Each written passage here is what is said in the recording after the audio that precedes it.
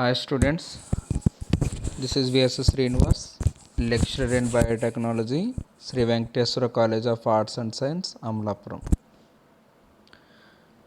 Welcome students. Final year 6th semester ki enter అయ్యాం మనం. So ఎలెక్టివ్గా మనం బయోస్టాటిస్టిక్స్ అండ్ బయో ఇన్ఫర్మాటిక్స్ని సెలెక్ట్ చేసుకున్నాము. So దీంట్లో మనకి 5 యూనిట్స్ ఉంటాయి.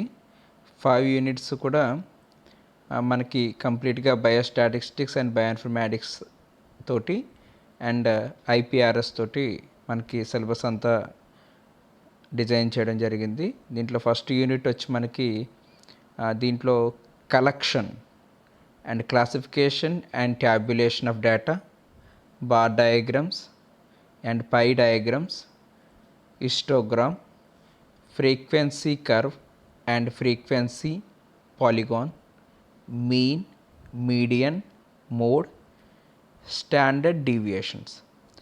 ఇది మనకి ఫస్ట్ యూనిట్గా ఉంది. సో టుడే మనం ఫస్ట్ యూనిట్లో కలెక్షన్ గురించి మనం డిస్కస్ చేద్దాం స్టూడెంట్స్. కలెక్షన్ గురించి మనం డిస్కస్ చేస్తున్నప్పుడు ఇక్కడ మనము చిన్న సవరణ ఏంటంటే కలెక్షన్ ఆఫ్ డేటా అని మనం అర్థం చేసుకోవాలి. ఒక డేటాని మనం ఏ విధంగా కలెక్ట్ చేస్తాము, ఆ డేటా మనకి ఏ విధంగా కలెక్ట్ అవుతుంది అన్న దాని గురించి ఇప్పుడు డిస్కస్ చేద్దాం ఫ్రెండ్స్. ఒకసారి కంప్లీట్గా ఇక్కడ మనకి కలెక్టింగ్ డేటా గురించి మనకి కంప్లీట్గా నోట్స్ ఇక్కడ ఇవ్వడం జరిగింది. అండ్ దాని గురించి కంప్లీట్ ఓరియంటేషన్ క్లాస్ కూడా ఇక్కడ మీకు తీసుకోవడం జరుగుతుంది.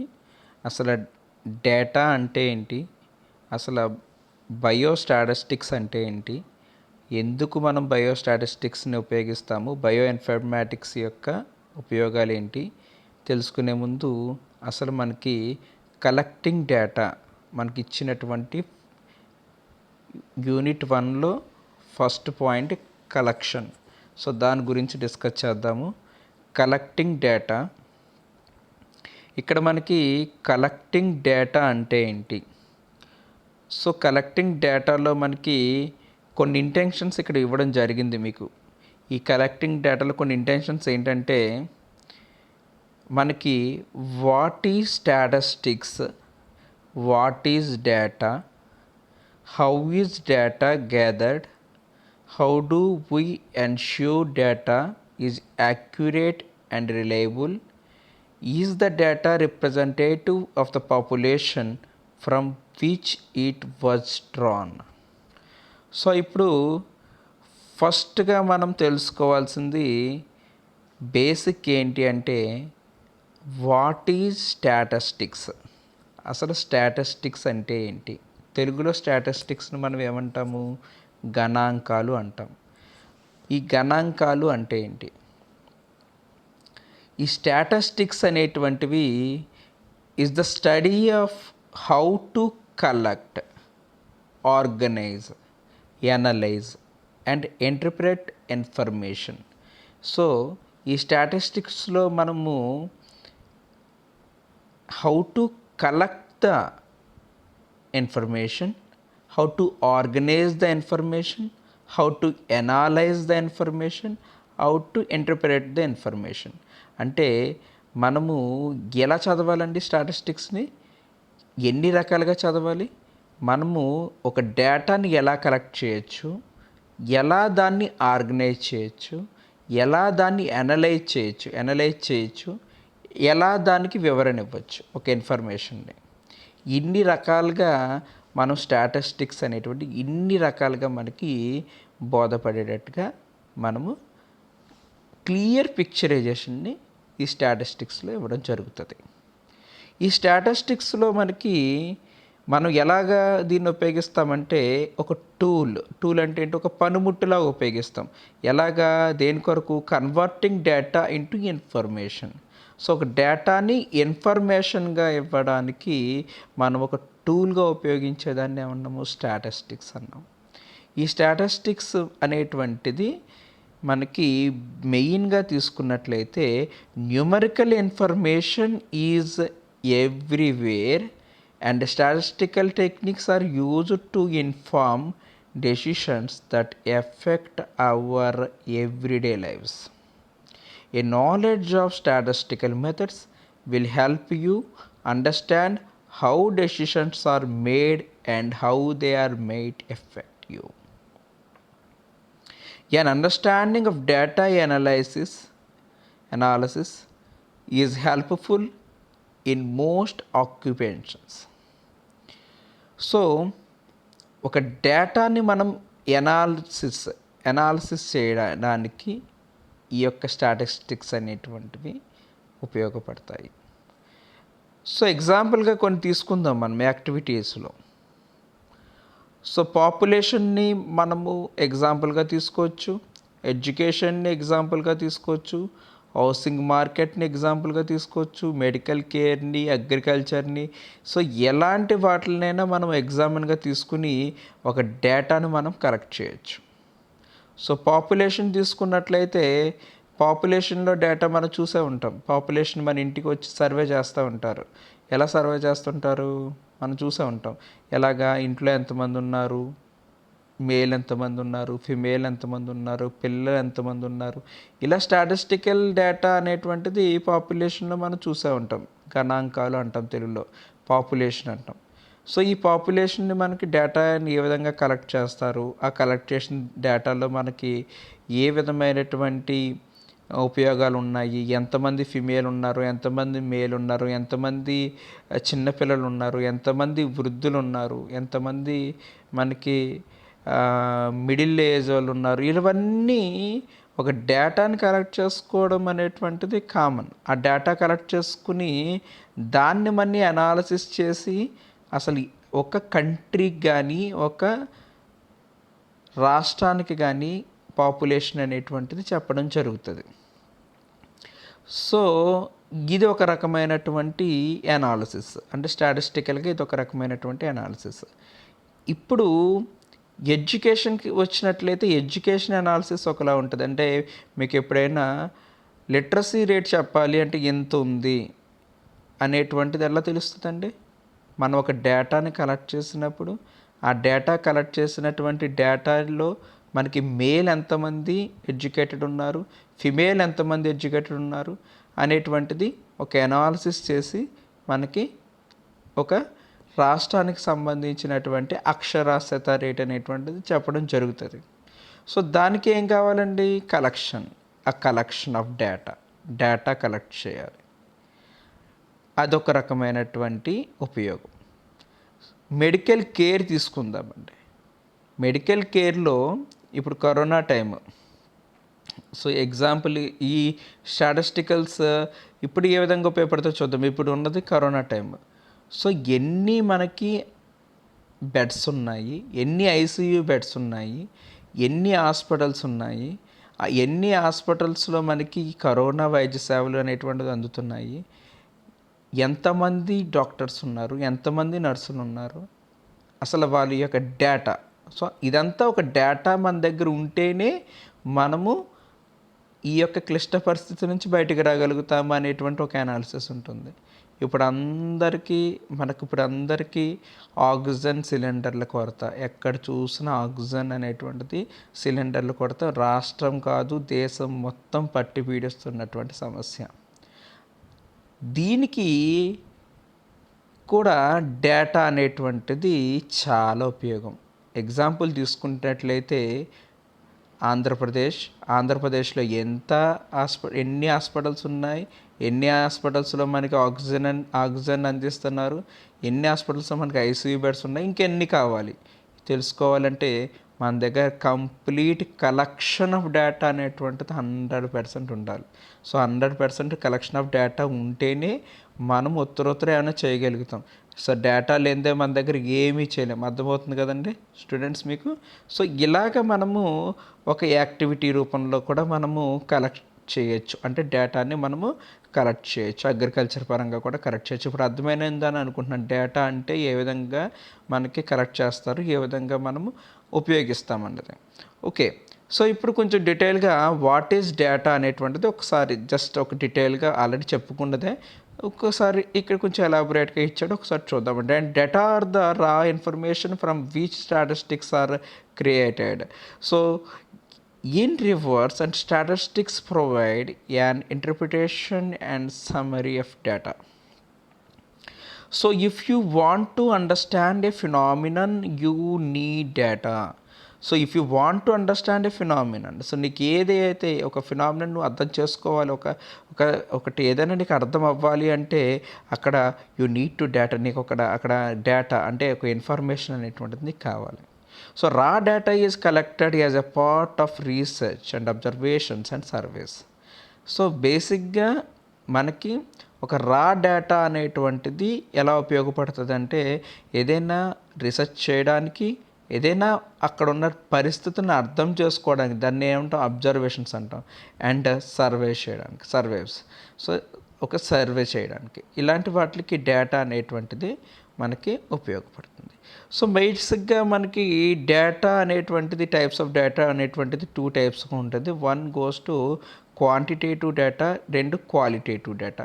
క్వాంటిటేటివ్ అండ్ క్వాలిటేటివ్ చూడండి ఇక్కడ ఇచ్చేసారు, quantitative and qualitative. Quantitative numerical data అంటాము, క్వాలిటేటివ్ని కేటగిరల్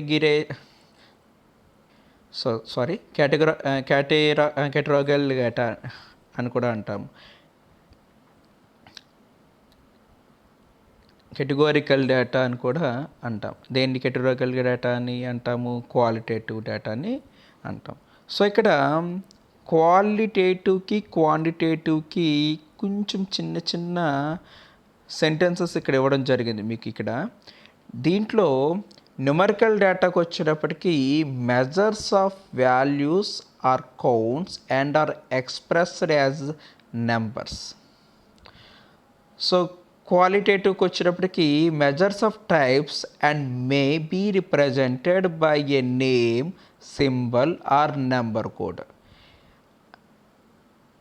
ఇక్కడ కౌంట్స్ ద్వారా కానీ ఆ నెంబర్స్ ద్వారా కానీ మనము న్యూమరికల్ డేటాని ఎక్స్ప్రెస్ చేస్తాం. ఇక్కడ క్వాలిటేటివ్లోకి వచ్చేటప్పటికి measures of types and may be represented by name ద్వారా కానీ, సింబల్ ద్వారా కానీ, నెంబర్ కోడ్ ద్వారా కానీ మనం రిప్రజెంట్ చేస్తాం. సో దీనిలో మనకి relates to quantity of something, how many or how much, ఎన్ని ఉన్నాయి అనేటిది క్లియర్గా మనం న్యూమరికల్ డేటాలో మనము చెప్తాం. ఈ క్వాలిటేటివ్ డేటాలో relates to quality of something, what type or which category. So how many and how much goes to quantitative data. So what type or which category goes to qualitative data. Clear the students? So some examples is there, and quantitative data goes to price of car, example, some little example, car numbers and prices. And quantitative data goes to, and based on the count from the distinct set of whole values, discrete అంటాం.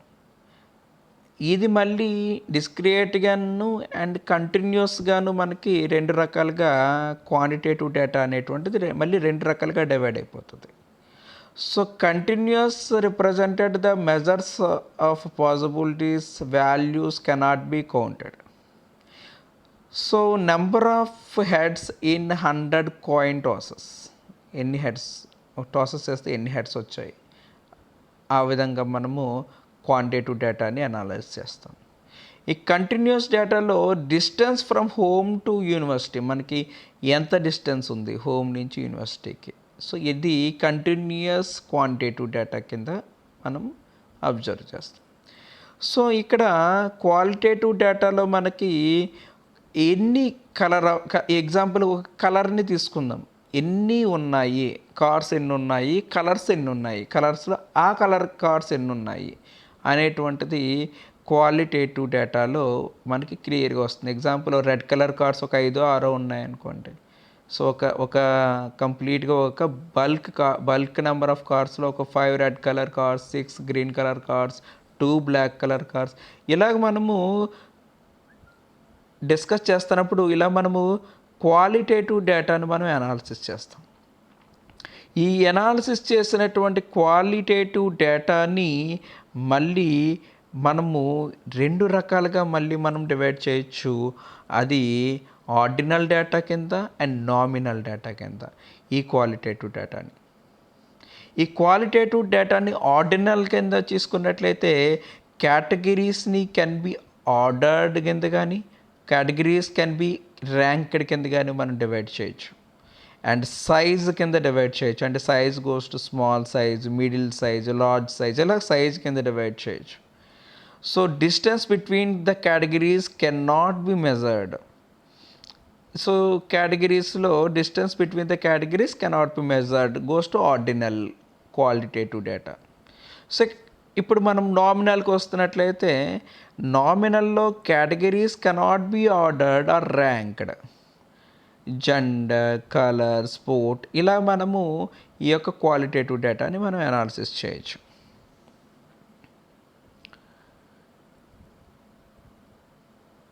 So ఇక్కడ మనకి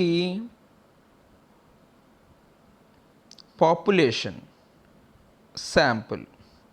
A population if any complete group with a least one characteristic in common, and it is a completed pool from which statistical sample is drawn. If you wanted to study the height of adult female in Australia, the population would be all adult females in Australia. So మనం ఇక్కడ population ఏ విధంగా చెప్తాము? Population అంటే జనాభా. So ఎలా చెప్తాము? Example ఒక కంట్రీలో కానీ లేకపోతే ఒక స్టేట్లో కానీ ఒక పాపులేషన్ అనాలిసిస్ చేయాలంటే మనం ఫస్ట్ రా మెటీరియల్ అయినటువంటి రా డేటాను కలెక్ట్ చేసుకుంటాం. ఆ రా డేటాను కలెక్ట్ చేసుకున్నాక మనము 3 కేటగిరీస్ కింద డివైడ్ చేస్తాం. 1 male category, 2 female category, 3 childrens. ఇలాగా 3 categories male, female and childrens కింద డివైడ్ చేస్తాం. సో మేల్ ఒక కంట్రీలో మేల్ యొక్క కేటగిరీలో మేల్ ఎంతమంది ఉన్నారు, మేల్ అడల్ట్ ఎంతమంది ఉన్నారు, ఫిమేల్ అడల్ట్ ఎంతమంది ఉన్నారు అండ్ చిల్డ్రన్ ఎంతమంది ఉన్నారు. ఇలాగ ఒక కంప్లీట్ ఒక అనాలిసిస్ రావాలి అంటే మనము పాపులేషన్ డేటాని మన దగ్గర ఉండాల్సిందే. ఇక్కడ if you wanted to study the size of green and nests of JCU campus, and the population would all green and nest on JCU campus. So ఇది ఇప్పుడు మళ్ళీ ఒక క్యాంపస్లో తీసుకొని ఒక ఏదైనా సమ్ ఎగ్జాంపుల్ ఒక JNTU క్యాంపస్ కానీ JSU క్యాంపస్ అని ఇలాగ JCU క్యాంపస్ ఏదో ఇక్కడ ఇచ్చింది JCU క్యాంపస్ ఇచ్చాడు. సో దాంట్లో మనం ఎలా స్టడీ ఇప్పుడు పాపులేషన్లో ఇప్పుడు గ్రీన్ నెస్ట్స్ ఎన్ని ఉన్నాయి అనేటువంటిది మనము స్టడీ చేద్దాం అనుకున్నాం అనుకో, దాని యొక్క నెంబర్ మనం ఆ క్యాంపస్లో గ్రీన్ నెస్ట్ యొక్క నెంబర్ మన దగ్గర, దాని యొక్క పాపులేషన్ మన దగ్గర డేటా అనేటువంటిది ఫస్ట్ కలెక్ట్ చేసి ఆ తర్వాత ఆ నెస్ట్కి సంబంధించినటువంటి పాపులేషన్ని మనము క్లియర్ పిక్చరైజేషన్ ఇవ్వచ్చు. అర్థమైంది కదండి? పాపులేషన్ ఏ విధంగా మనము ఇస్తాము. ఇక్కడ మనకి ఇచ్చిన దాంట్లో మేల్ కానీ ఫిమేల్ కానీ చిల్డ్రన్ కానీ what ever maybe, male adults ఎంతమంది ఉన్నారు, ఫిమేల్ అడల్ట్స్ ఎంతమంది ఉన్నారు, చిల్డ్రన్స్ ఎంతమంది ఉన్నారు. సో ఒక ఏరియాలో పాపులేషన్ చెప్పాలి అంటే కంప్లీట్గా మనము కలెక్షన్ ఆఫ్ డేటా చేయాల్సిందే. సో ఇదేదో గాల్లో లెక్కలాగా చెప్పలేము. 100% మీకు కలెక్షన్ ఆఫ్ డేటా అనేటువంటిది ఏ విధంగా చేయాలి అనేటువంటిది మీకు అర్థమైందని అనుకుంటున్నాను. ఇప్పుడు మళ్ళీ ఈ బయోఇన్ఫర్మాటిక్స్లో కానీ బయోస్టాటిస్టిక్స్లో కానీ డేటా అనేటువంటిది అయినాక శాంపిల్ అనేటువంటిది మనం ఎక్కువగా వింటూ ఉంటాం. శాంపిల్ అంటే ఏంటి? So often it is not possible to measure or count every unit in a given population. Clear that? So a sample is subset of the population and selected to represent all units in population of interest. It is a count from a part of the population, and information from the sample units is used to infer the characteristics for the entire population of interest. Clear that? So students, so మీకు అర్థమైంది అనే అనుకుంటున్నాను collection of data అంటే ఏంటి. ఇప్పుడు